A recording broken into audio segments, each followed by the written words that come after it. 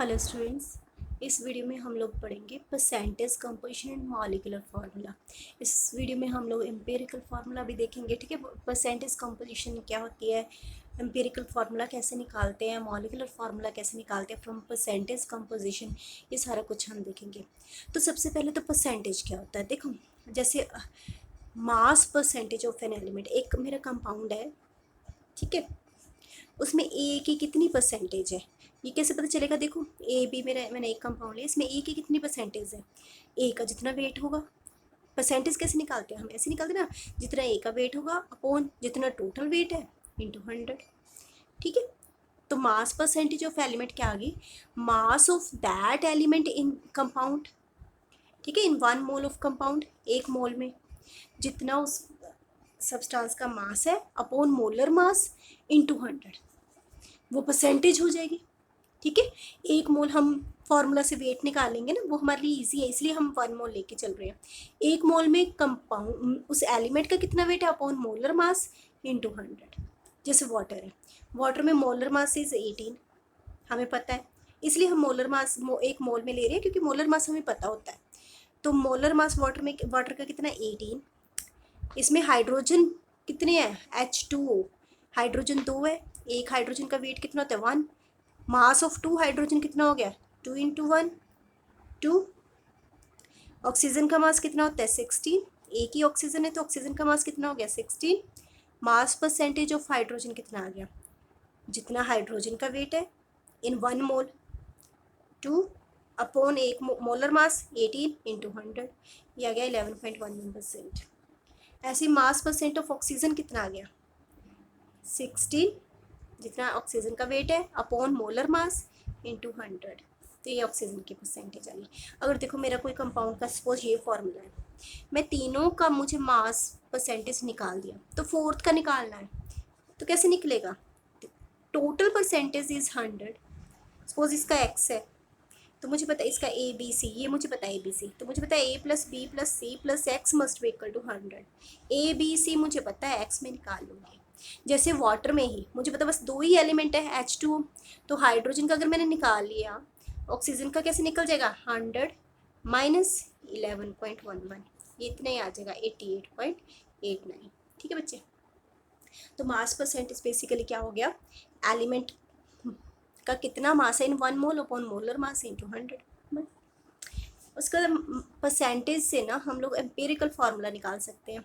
अब कैसे निकालना है एम्पिरिकल फार्मूला, पहले तो एम्पिरिकल फार्मूला होता क्या है, एम्पिरिकल फार्मूला होता है simplest whole number ratio of atoms. इसका मतलब क्या है, जैसे सपोज मेरे पास बेंजीन है C6H6, कार्बन 6, हाइड्रोजन 6 है, सिंपलेस्ट रेशियो क्या आ जाएगी 1:1, तो इसका एम्पिरिकल फार्मूला हो जाएगा CH, ये इसका एम्पिरिकल फार्मूला है। ठीक है, अब अगर मेरे पास सपोज कोई ऐसा कंपाउंड है C6H12O6, ठीक है, ग्लूकोज तुम पढ़ते हो, तो इसमें कितने रेशियो है 6 12 6, सिंपलेस्ट सबसे छोटी रेशियो क्या आएगी 1 डिवाइडेड बाई 6। ठीक है, 1:2:1, तो इसका फार्मूला बन जाएगा CH2O, ये फार्मूला बन जाएगा।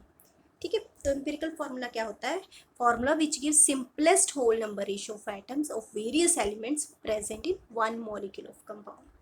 मॉलिक्यूलर फार्मूला क्या होता है कि एक्चुअल में कितने नंबर है, सिंपलेस्ट होल हमने रेशियो नहीं ली है, एक्चुअल में है कितने एटम्स ऑफ एलिमेंट।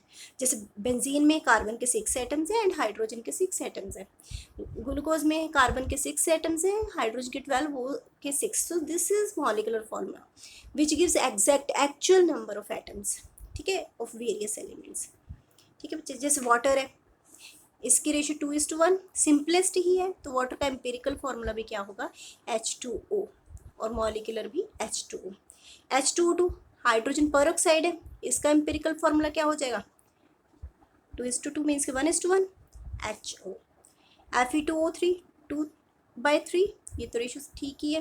ठीक है, इससे सिंपल इसको हम कर नहीं सकते, तो ये हो गया Fe2O3, B2H6 का BH3। ओके बच्चे, तो ऐसे हम निकालते हैं।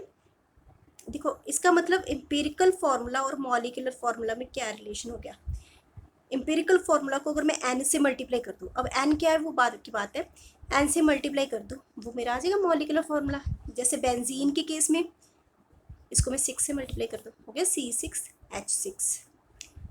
H2O2 के केस में HO को मैं 2 से मल्टीप्लाई कर दूँ, हो गया H2O2। तो empirical formula into N will give me molecular formula. अब ये एन कैसे निकालते हैं? एन निकालते हैं हम molecular mass upon empirical formula मास। ठीक है, मॉलिकुलर मास मुझे गिवन होगा, एम्पिरिकल फार्मूला मास जो फार्मूला से आएगा, जैसे CH ये बेंजीन का एम्पिरिकल फार्मूला है ना, इसका मास कितना आ जाएगा 12 कार्बन का, 1 हाइड्रोजन का 30। एम्पिरिकल फार्मूला का जो मास बन रहा है that is empirical formula mass. तो एन मैंने ऐसे निकाल लेना। अब बात आती है एम्पिरिकल फार्मूला हम कैसे न्यूमेरिकल्स के टर्म में हम बात करने लगे। How to determine empirical formula of compound. सबसे पहले तो परसेंटेज निकालो हर एलिमेंट की, दी हुई है वेल एंड गुड, नहीं दी है तो निकाल लो। ठीक है, उसके बाद डिवाइड परसेंटेज, वो परसेंटेज को हमने डिवाइड करना है हर एलिमेंट की बाय इट्स एटॉमिक वेट, उसे हम बोलेंगे मोल्स ऑफ एटम। वो क्या हो जाएगा percentage of element upon atomic mass of that element. ठीक है, तो वो क्या आ जाएगा, परसेंटेज ऑफ एलिमेंट मीन्स कि 100 में कितना वेट है।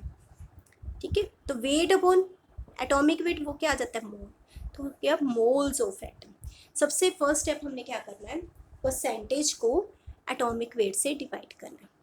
ठीक है, उसके बाद हमने क्या करना है, ऐसे सारे एलिमेंट्स के लिए कर लिया, जितने भी एलिमेंट्स हैं सबके लिए हमने मोल्स ऑफ एटम निकाल लिया। फिर उसको हमने जो वैल्यू सबसे छोटी आई है उससे डिवाइड कर देना है। ये मैं आप लोगों को करके बताती हूँ स्टेप बाय स्टेप। जैसे देखो ये मेरा न्यूमेरिकल है, determine empirical formula of an oxide of iron which has 69.9% iron and 30% oxygen by mass. तो मुझे वेट दिया हुआ है और परसेंटेज दी है। एलिमेंट कौन सा है, आयरन ऑक्साइड है, मीन्स कि एक आयरन होगा एक ऑक्सीजन होगा। एटॉमिक मास मुझे दिए होंगे, नहीं दिए तो मुझे पता होना चाहिए, आयरन का 56 होता है, ऑक्सीजन का 16 होता है। परसेंटेज कंपोजिशन मुझे दी गई है, आयरन का 69.9 एंड ऑक्सीजन का 30.1। तो सबसे फर्स्ट स्टेप क्या है, divide percentage of each element by its atomic mass. तो वो मोल्स ऑफ एटम आ जाते हैं। सबसे पहले मैंने मोल्स ऑफ एटम निकाल लिया, percentage by molar mass, atomic mass. ठीक है, ये कितना आ गया 1.25। ऐसे percentage by atomic mass 30.1 upon 60, ये मेरा इतना आ जाएगा। ये फर्स्ट स्टेप किया अभी तक मैंने। सेकेंड स्टेप क्या है, divide result obtained in above step by smallest value among them to get simplest ratio. अब हमने क्या करना है, इनमें से सबसे छोटा क्या है 1.25, इससे जितनी भी वैल्यूज होंगी सबको डिवाइड कर देना। हमारे पास है ही दो वैल्यूज, तो 1.25 अपॉन 1.25 ये हो गया 1.88 अपॉन सबसे छोटी से सबको डिवाइड करना है, 1.88 से भी इसको डिवाइड करना है। ठीक है, 1.88 अपॉन 1.25 ये हो गया 1.5। तो ये मेरी रेशियो है। उसके बाद मैंने क्या करना है, देखो ये मेरी जो रेशियो है 1.5 आई, होल नंबर नहीं आई। उसके बाद multiply if necessary to give whole number ratio. उसके बाद मुझे 1.5 मुझे किसी फैक्टर से मल्टीप्लाई करना पड़ेगा ताकि ये होल नंबर बन जाए। वो क्या होगा 2:3। तो मेरा आयरन आ गया 2, ऑक्सीजन आ गया 3। बस फिर इसको मैंने फॉर्मूला बना लेना, Fe कितना आया 2, ऑक्सीजन कितने आए 3। तो ये मेरा एम्पिरिकल फार्मूला। ऐसे करना है। देखो सबसे पहले तुम लोगों ने क्या करना है, मैं फिर से बोलती हूँ, परसेंटेज को एटॉमिक वेट से डिवाइड करना है, मोल्स ऑफ एटम निकाल लेने हैं, उसमें से सबसे छोटी वैल्यू से सबको ही डिवाइड कर देना है। अगर तो ये सिंपल रेशियो है ठीक है, वरना फिर किसी से मल्टीप्लाई करके इसको सिंपल रेशियो में लेके आओ। फिर हमने एलिमेंट के आगे जितनी उसकी रेशियो आई है, जितनी वैल्यू आई है वो लिख देनी है। ऐसे फार्मूला बना लेना। तो ऐसे एम्पिरिकल फार्मूला फाइंड करते हैं। आगे आते हैं मॉलिक्यूलर फार्मूला कैसे फाइंड करना है। मॉलिक्यूलर फार्मूला अब कैसे फाइंड आउट करना है, एम्पिरिकल फार्मूला हो गया। एम्पिरिकल फार्मूला मास निकालो, वो क्या हो जाएगा, जैसे Fe2O3 के केस में एम्पिरिकल फार्मूला मास क्या आ जाएगा 2 इंटू आयरन का 56 एटॉमिक वेट प्लस 3 ऑक्सीजन का एटॉमिक वेट 16 ऐड कर दो, 160, ये आ गया एम्पिरिकल फार्मूला मास। ठीक है, मोलर मास तुम लोगों को दिया होगा, तो मोलर मास आयरन ऑक्साइड का होता है 160। एन निकाल लो, एन होता है molar mass upon empirical formula मास।